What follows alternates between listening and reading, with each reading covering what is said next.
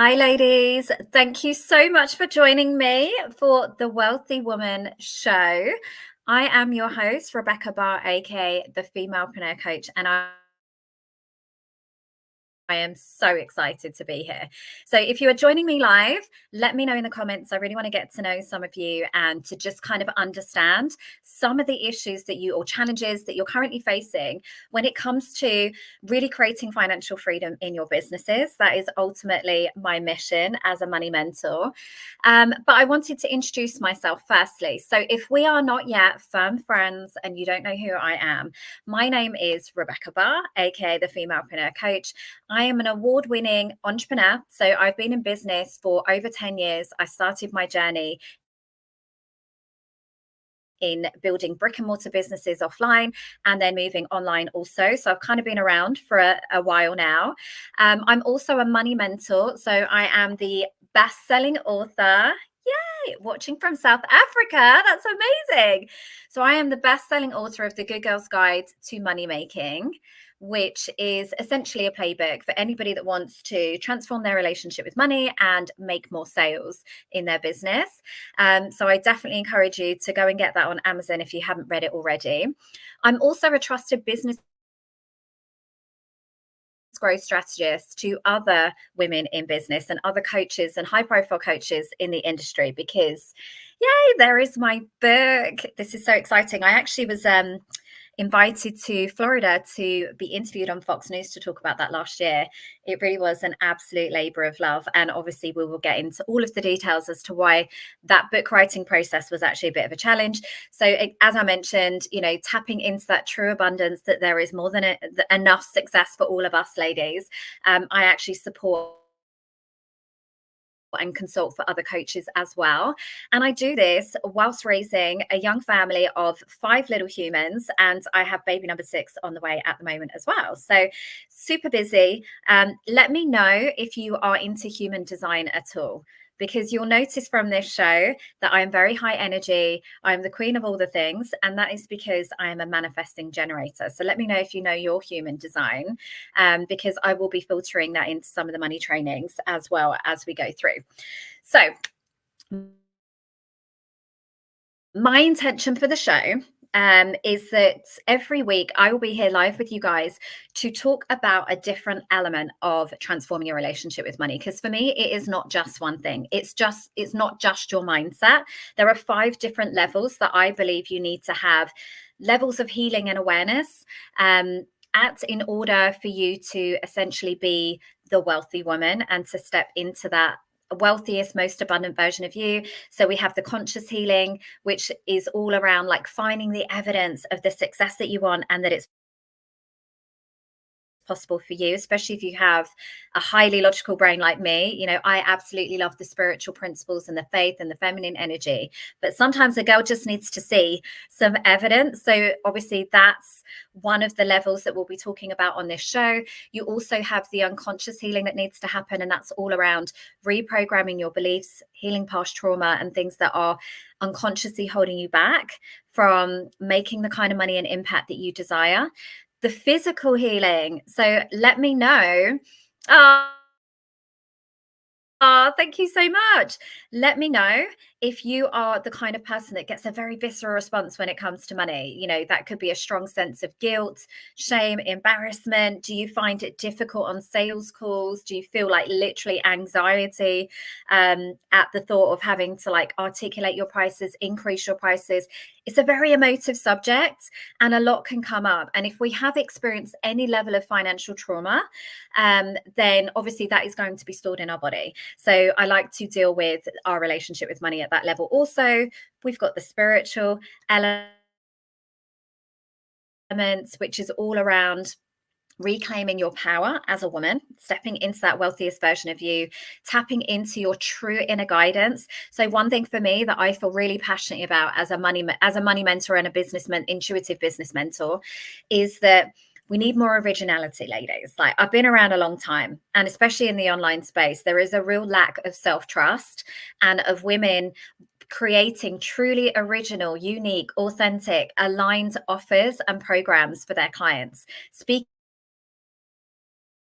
in a way that is is their truth and not just a regurgitated version of success. So you'll hear a lot about this. I'm very activating as a mentor. I am like the perfect blend of like the best friend that is going to put an arm around you and tell you that you're safe, but I'm also that friend that's going to give you some tough love and get you taking action and moving forwards also.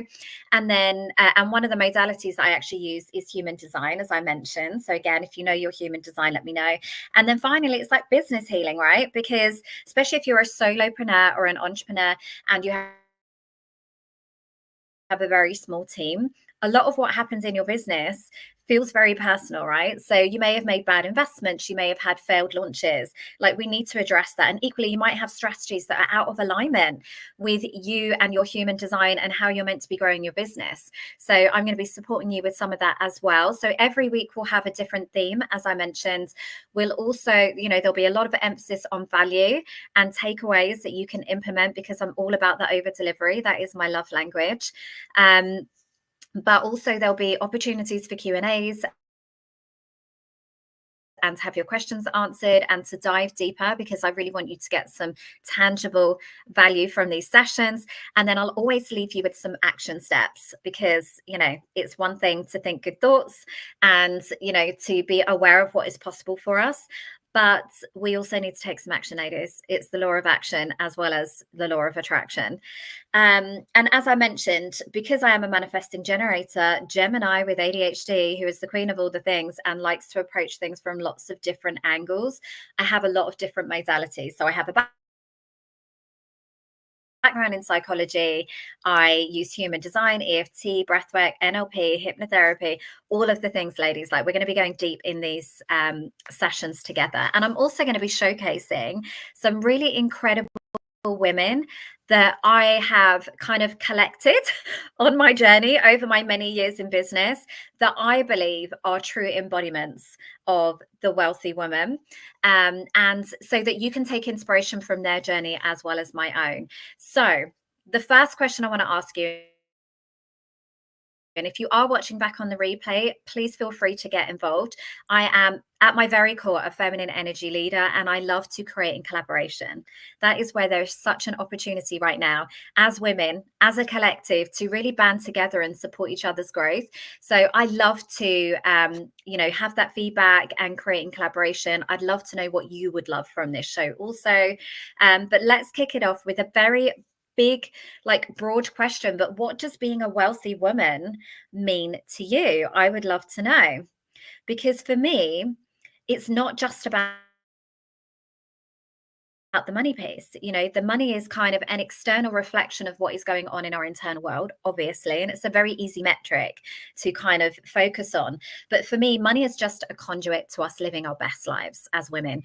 And for me, again, as my mission, it is about, yes, getting more good levels of women, collective wealth into the hands of heart-led women like you that really care about their clients, really care about their legacy and what they are creating in this world, and what, the legacy of what they're creating and what they're putting out there. Because when good women make good money, they do good things with it, and the world becomes a better place. So it's obviously that, but it's equally just about living life on your own terms and being financially empowered in a way that means you don't have to take people's shizzle. You don't have to put up with bad relationships. You don't have to work with unaligned clients. You don't have to work hours that you don't want to work. Yes, a wealthy woman is more like a woman without limitations, 100%. All of that. That's exactly what it is when I talk about being a wealthy woman. It is a woman that is living life on her own terms. Because for me, my journey, so I can go into a little bit about my business journey, but for me, for a long time, my first business was a brick and mortar business, right? That was a barbershop. I had no business running that business. I had never even stepped foot in a barbershop. And very green, very new, very just grateful to kind of be here. We can dive into my story a little bit more and really get to know each other over the next few months. But obviously this isn't about me, it's about you. But I just wanted to share that obviously because of that, because it was an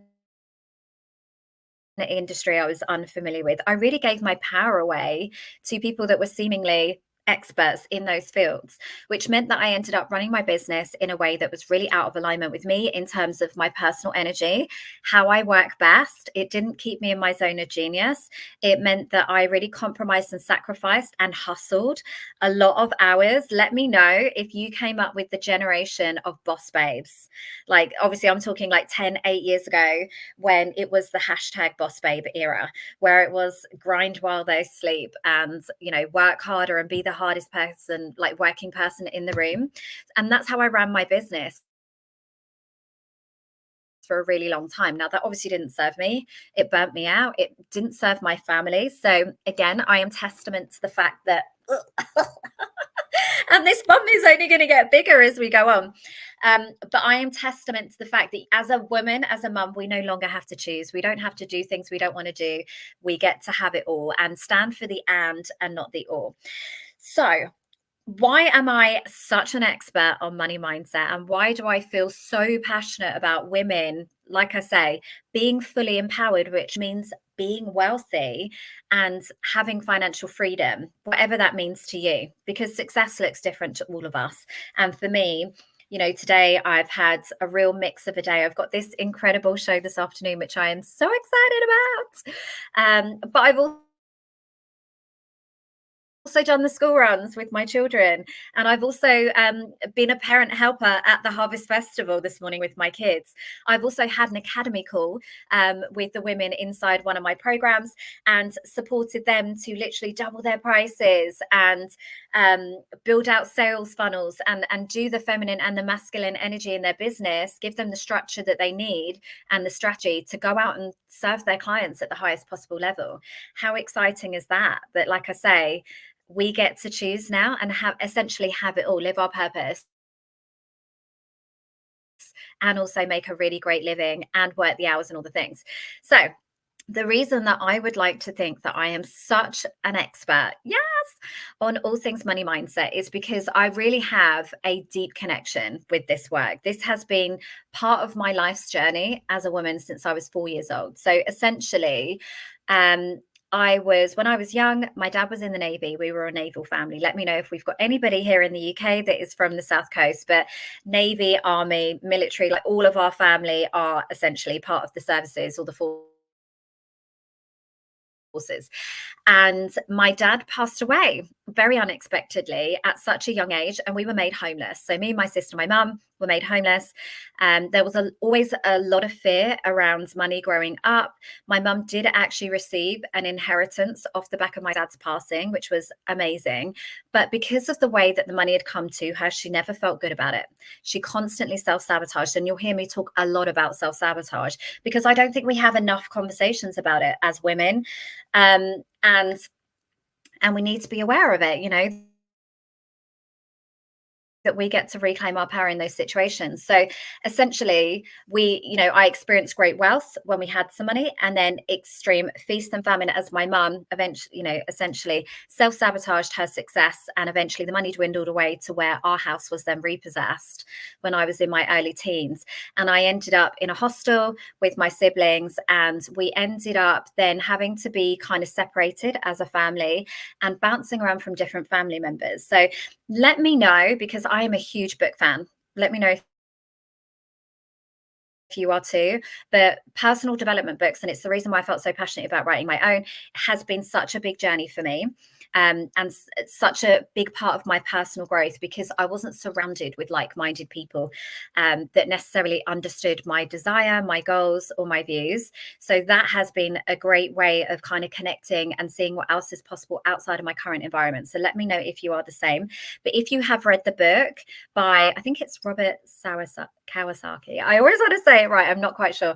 Rich Dad, Poor Dad. Let me know if you've read that book, because it literally blew my mind when I read it, because there was so many parallels between his upbringing and mine, in the sense that where I had been separated and sent to different family members, I had an incredible first-hand experience of the law of attraction and manifestation, because one half of my family were considered to be wealthy, and they had one relationship with money and one attitude towards money and what was possible for them and how they spoke about it and how they treated it and how therefore their reality was created, where money showed up consistently. Money was a reliable resource where they could talk about things like holidays and, you know, incredible things that, you know, growth and exciting things that they wanted to do. And then I was also spent time with family that were on the other side of that, where they were considered to not be as wealthy. And, you know, money was spoken about from a real place of lack of trust. The government's out to get you. The tax man will get you. There's never enough. Always on the hustle, always looking for ways to create quick cash. Never really spoke about money in a positive way, or the wealthy side of the family, who were the ones that were seemingly, you know, oh, it's okay for them because it's easy, they've got money. It's okay for them, but not for us. And there was this real divide that was like a kind of unspoken, you know, situation. Because I don't think either, you know, the one side would necessarily admit to having those feelings, but it was the constant undertone that you couldn't kind of trust that side of the family because obviously they'd done something shady and that's why they had money and this side didn't, and they were humble and they were nice people. And let me know if any of this resonates with you. But because of that incredible experience that I had, that I am truly grateful for now, because I think it just gives such a deeper connection to the work that I do. I think it gives such a first-hand experience of how these things are sneaky in terms of like self-sabotage and, you know, creating your own reality. And it's the unconscious bias that you have that has, you know, really supported my growth. But I think it's also put me in a unique position to really have so much compassion for both sides, to speak about money very objectively, so that I can support my clients to get into that mindset too. Because then what happened was, obviously, anybody that's grown up in any level of hardship, it's like your primary directive is to essentially just get as far away from that life as you can. So I actually bought my first house, worked 100 jobs when I was younger. I was already financially independent by 16 and living on my own.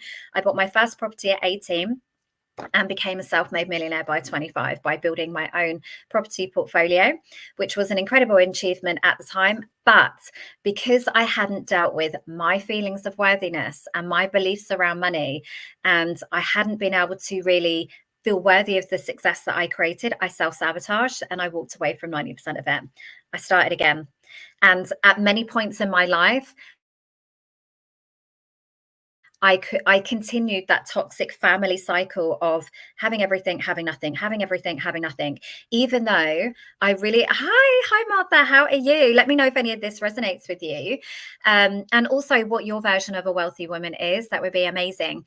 But again, this cycle kept on happening, even when I eventually became a business owner and achieved incredible success in this business that I'd bought, that was basically like a failing business. Thought it was going to be a turnkey successful business. It wasn't. I had been lied to. I built it from the ground up, really achieved incredible success, but again, hadn't done the internal work. So all I felt was unworthy. So I ended up self-sabotaging my success and spending my money like I stole it.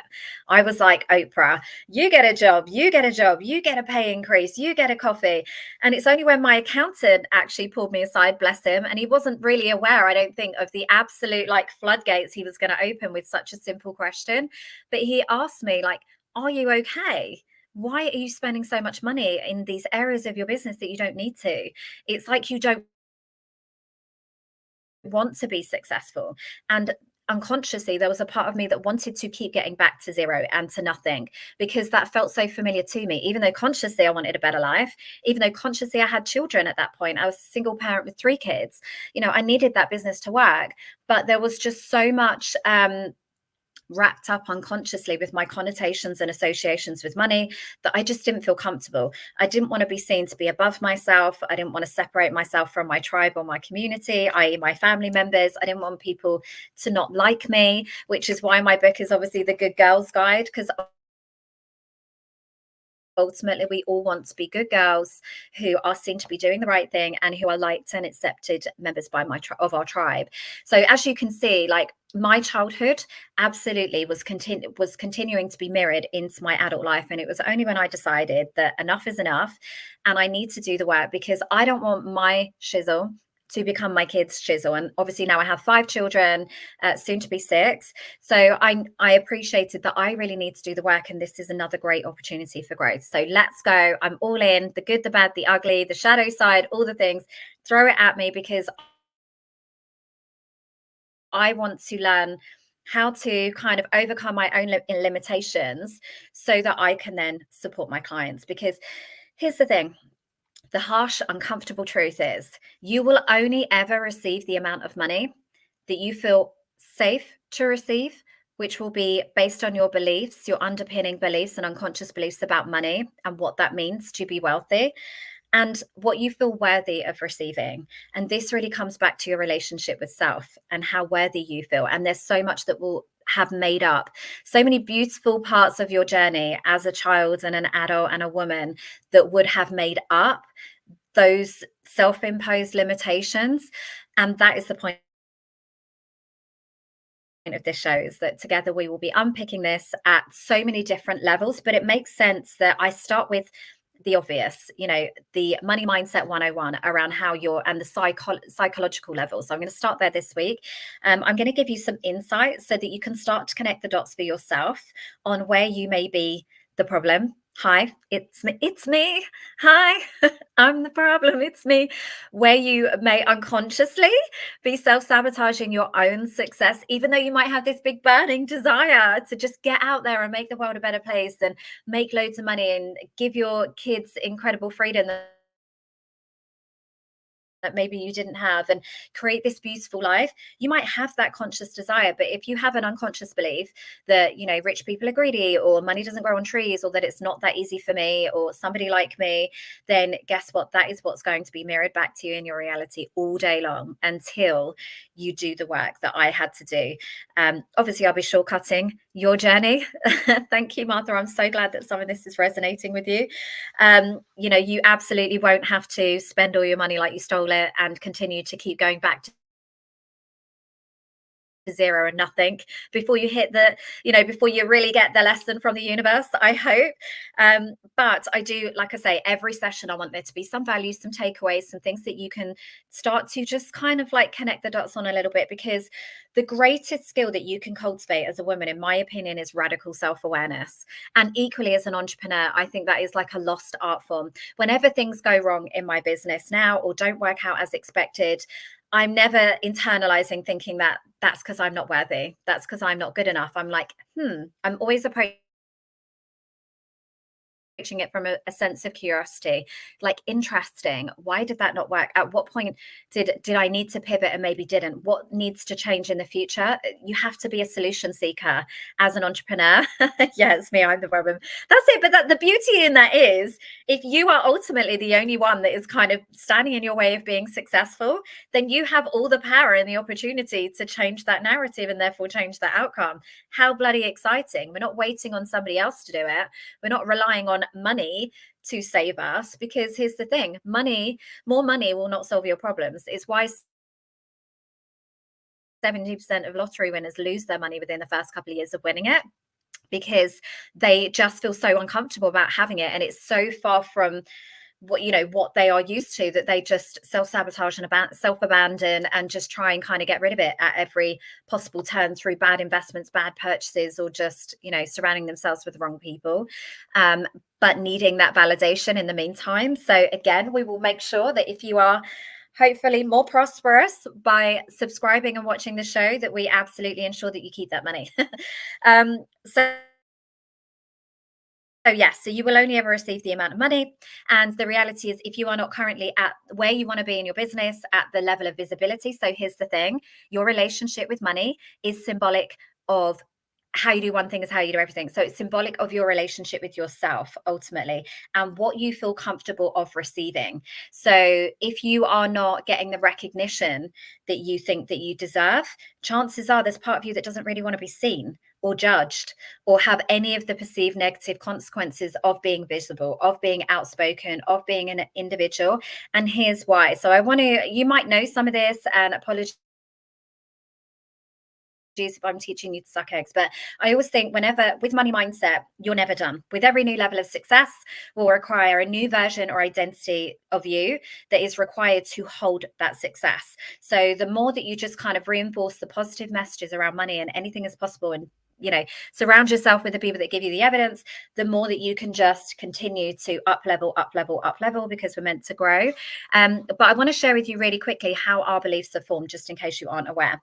So before the ages of 7, we come into this world as a brand new baby. Think of us as a brand new Apple iPhone that hasn't yet been downloaded from the cloud. We are like a brand new computer that is just waiting to be programmed. Now, just to set some context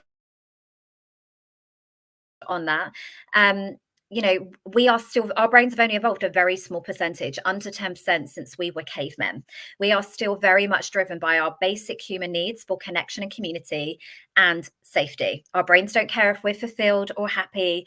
They just want to ensure that we are going to continue survival of the species. Now, for us, a very clear line of sight is formed at a very early age that we need to get the lay of the land, how things are done around here, so that we can be accepted and liked members of our tribe and our community. Because back in the day, that would have meant safety, in any tribe. And it's a little bit of a shame, actually. Obviously, I love the whole sisterhood element, and I love the thought of living in a time where there were tribal elders and healers, and everybody played their part. And obviously, as I use human design as a modality with my clients, I know that we are meant to be part of a collective. However, you don't actually need that in today's time. You don't need, Sally down the road to like you, because otherwise you might get eaten by a tiger, and you might need her at some point to cook you dinner if you can't do it, or you get sick. The reality is we're very self-sufficient, independent women now, so we don't need any of that. But still, we will be driven by that desire to want it anyway, to gain acceptance from our parents, to be liked by our wider community and peers, and to be seen as a good person as part of that process. So this brand new baby that's coming into the world really needs to get up to speed with what is going to get them acceptance from their tribe. So that means mirroring back. So with children, it's like monkey see, monkey do, because they don't have any emotional maturity or a critical faculty function or any emotional intelligence that helps them to apply logic to the situations that they're observing. It is literally just monkey see, monkey do. Oh, you're doing this, so I'm going to do this too. You're dressing like that, I'm going to dress like that too. You're watching this, you talk like this, I'm going to do that too, because then we are the same. And obviously that is what seems safe and familiar to us. So I'd love to know, what were the things that you observed around money as a child? If you are like me, obviously I'm in my 40s. I grew up in a generation, I'm thinking even of the things that I used to watch on TV. What do you remember about those things, that anything significant that comes up around money? I remember The Devil Wears Prada, and Goldie Hawn Overboard. Let me know if you watched any of those films, as a child of the 80s. There are so many absolutely horrendously outdated films that I watched as a child that gave me the perception and planted the suggestion that if you are wealthy, you're a bad person. You were ruthless, scamming, selfish. And it's only if you were poor, then you were humble, you were nice, you're a good person. Think of Friends, when Phoebe became the stock person. What is it? Stock person? And you'll also notice I forget things as I'm saying, or I also make up words. She was like a trader, and she suddenly became this investment banker, and really in her masculine, and suddenly she was an awful person that had a heart attack and died nearly. But when she was a struggling artist and a singer, everybody loved her, and she was a really good person. All of that is just subtle suggestions reinforcing the message that if you want to be wealthy or separate from your tribe, you're going to be abandoned. You're going to be a bad person. Nothing good is going to come from it. So you don't want to be like that. You want to stay over here and stay humble and struggle for your whole life. And particularly if that was your experience growing up, there's a lot of comfort in the familiar. So this is why women stay in toxic relationships or unhealthy friendships. it's because, how many times have you heard the expression, better the devil you know? It's like our subconscious mind, even though ultimately that situation caused us pain, we recognize it. We know that we can overcome it. We know that we know how to hustle. I know how to go from zero and build myself back up again. I know how to be the underdog. I don't know how to let things be easy, or I didn't for a very long time. I didn't know how to be supported. I didn't know how to be loved. I didn't know how to have my needs met. I didn't know how to be okay with people not agreeing with me, and to be, really assertive in my own opinions. I was a chronic people pleaser that had been conditioned that way since I was a child. So that was all I was used to. So every time things got too good, I would always find a way to reset, to revert back to zero. There was only so much happiness, only so much peace, only so much joy, love, support that I could actually take before it would feel uncomfortable. And it'll be the same with thinking about your next level. We haven't been there yet. So we don't know what's going to happen. You might get haters online. You might get huge tax bills. You might get family members that suddenly turn against you. And there's a lot of fear in the unknown, because we haven't, it's why we don't like to speak on stages or do new things or live to our edges or get outside of our comfort zone. So what were those things that you observed, if you were now as an adult with the emotional maturity and emotional intelligence to start connecting the dots on seeing how some of those things that you observed have actually started to repeat themselves in your adult life, albeit in a different guise? So for me, like I say, I just wanted to get as far away from my mum's life as possible. But what I ended up doing was creating pretty much the same situation by having to, continue to start back from zero without realizing it, because I thought I'd done the work and I wasn't living my life like she was, and I was out there claiming my worth and all the things, but I hadn't. So I've got some questions for you, I guess, that I think would be really good to start to plant the seed, because as I said, anything with money mindset is sneaky. It's not always obvious to us. Our relationship with money is symbolic. So like I say, it's not just about how much money you are willing to receive. It's also how much love, how much support, how much visibility. Like, how does that feel? How does that feel in your relationships? What were your parents' relationships like with money? Maybe your dad, as I said, I grew up in a time where my mum's only opportunity to earn money, she couldn't earn money from an iPhone and build an empire at home and be a good mum. Those opportunities weren't available to her. So it was literally like trading her time for money at the co-op, at the local grocery store. That was her only option. So therefore, whenever she left and she was gone for long hours or emotionally absent because she was burnt out and tired and obviously grieving and going through it a lot, I didn't have that emotional maturity to understand that, okay, it's not about me. If she's sad, if she's not here, if she's not meeting my needs as a parent and I feel overlooked, that's not her abandoning me. She's a woman and I've got so much more compassion now as a mum that, God, none of those things were what I thought they meant. But when you're a child, you don't have that. So what literal meanings could you have meant from the fact that, my mum was out the house all the time? Maybe it was your dad. Maybe he was with the best of intentions trying to provide you with food and a roof over your head, but for you as a small child, all you would have done is seen that he's never here, and it's money that's taken him away from me. You just want your dad to tuck you in at night and he's not there. So, or equally, if your parents are split up, I've seen this a lot with clients in the past where parents have gone through a really awful breakup, and I know, having had those similar breakups, not necessarily awful, but I can see how it plays out with friends where essentially the main goal is just to be as annoying to each other as possible. Tit for tat, who's the biggest victim? I'm right because you're awful, da, da, da, da. And so therefore they withhold on money, they don't spend time with the children, they try and kind of hurt each other through the kids. But all that has then done, rather than thinking, oh, that's not about me, that's about them, is I'm not worthy of being paid for or supported by my dad who doesn't want to pay child support.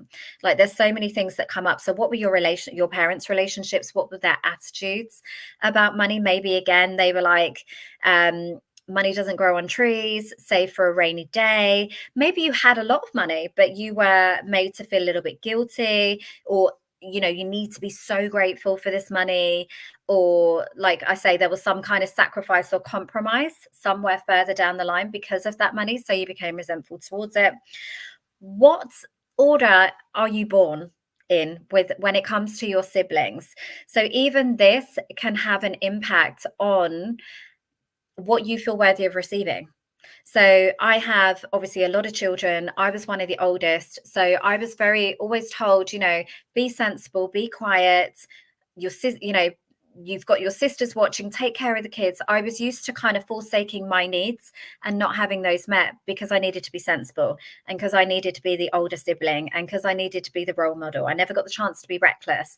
My younger siblings, feral, wild, irresponsible, always asking for money and all of the things. My younger sister, not so much. My brother is never going to get there. Apologies if they're watching. But that's the thing, because they never had to be. They always had my mum, my older sister, me, other people bailing them out and looking after them. So therefore, their attitude to money, easy come, easy go, not planning for the long term. It's completely different to, and I see equally with my kids. My older girls are very sensible. They have little savings accounts, they have investment portfolios, they've got their little Go Henry accounts. They're always thinking like, Christmas is coming up, this is what I want to buy, this is a game that I'm looking forward to. My younger sons, reckless with their money. It's literally burning a hole in their pocket. And it's so interesting to me. So what order of your siblings were you born? Has that had an impact on your relationship with money? What events happened, as I mentioned? So trauma is relative. I'm going to talk a lot about around financial healing and sabotage and trauma and all of these things, because again, it doesn't get spoken about enough. But trauma is relative. So you know, my kids are never going to go through the experiences that I did with being homeless twice before the age of 14. But and let me know if you're a mum that has boys, but I refused to buy my son V-Bucks the other day for Fortnite. He cried for like 3 hours.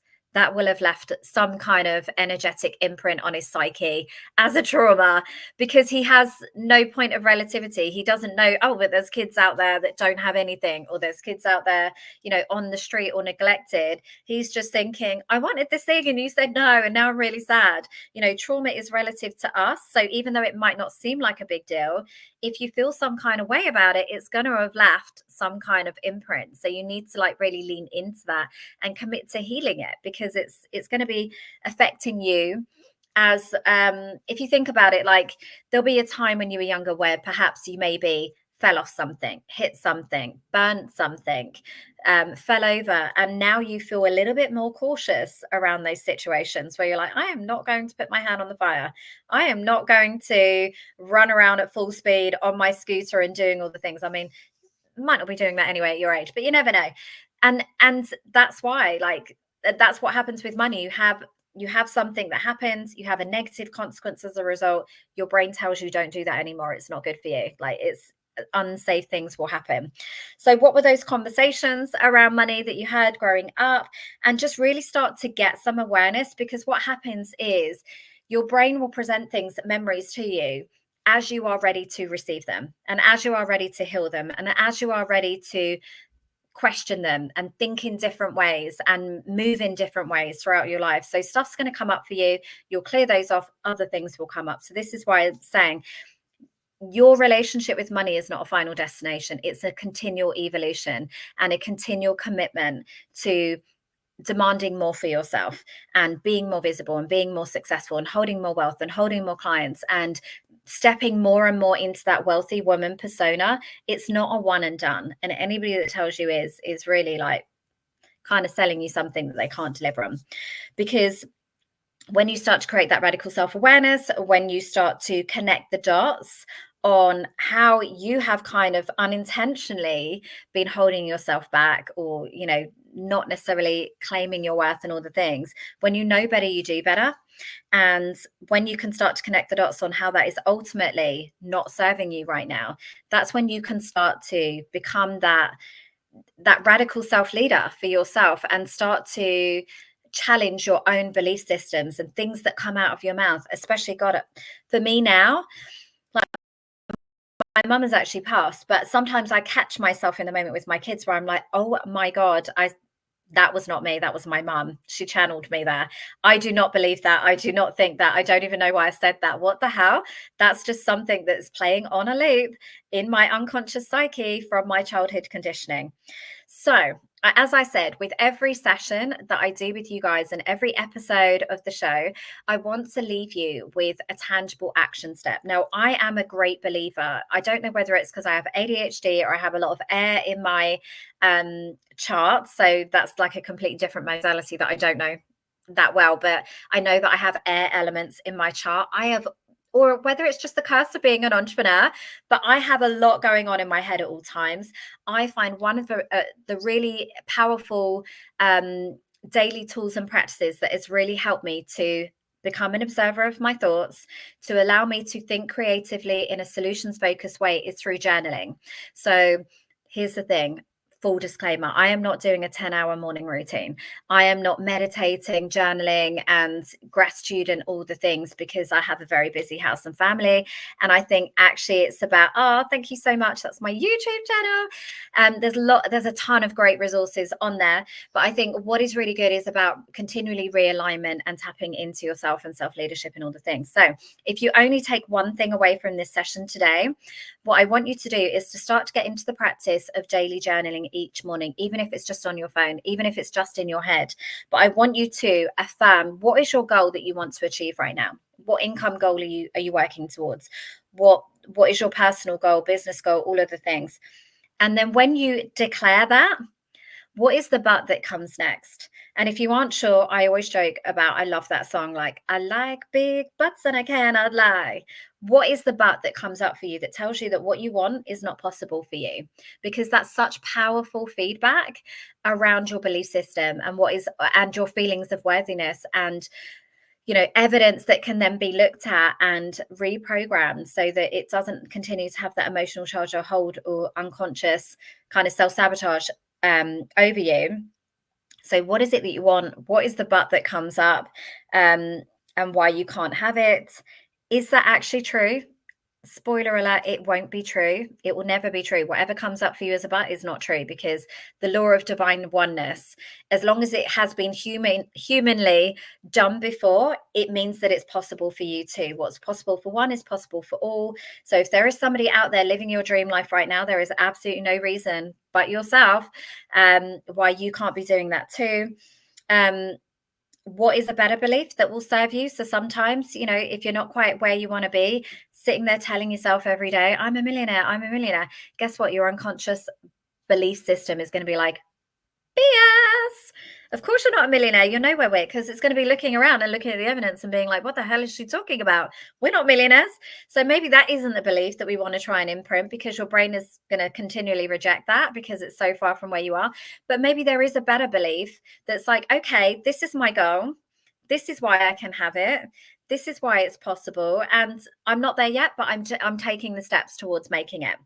Find the evidence. Because again, if you have a highly logical brain like me, get faith and all the things will only get me so far. But I need to see, if people are saying that there's a cost of living crisis, I don't want to listen to that, because I believe as entrepreneurs, we make our own economy. So who can show me the evidence of the fact that they are still spending money, that the wealthy still have income and are investing in themselves? I'll go and find that evidence, because I would rather buy into that belief that it's possible for me to continue to sell, whether it's Christmas, whether it's New Year, whether the media is saying that nobody has any money. I'll go find that evidence instead, and then affirm it, and let that be your new daily mantra, because everything that you want in this lifetime is entirely possible for you, and the only person standing in your way currently is you. But as I said earlier, that means your biggest opportunity right now is to reclaim your power from those situations and anything that's made you feel disempowered around money, so that you can really become that wealthy woman and get the success that you deserve. So I want to say thank you so much for joining me for this session. Obviously, on my next episode, I will be approaching this from another angle. So it could be around, we've done some of the money story, maybe it's forgiveness. I'll have a little think. Let me know in your suggestions whether you want strategy or some of the other elements that I talked about. But I just want to say thank you so much. Please continue to comment if you're watching back on the replay and let me know some of your takeaways, anything that you want to share.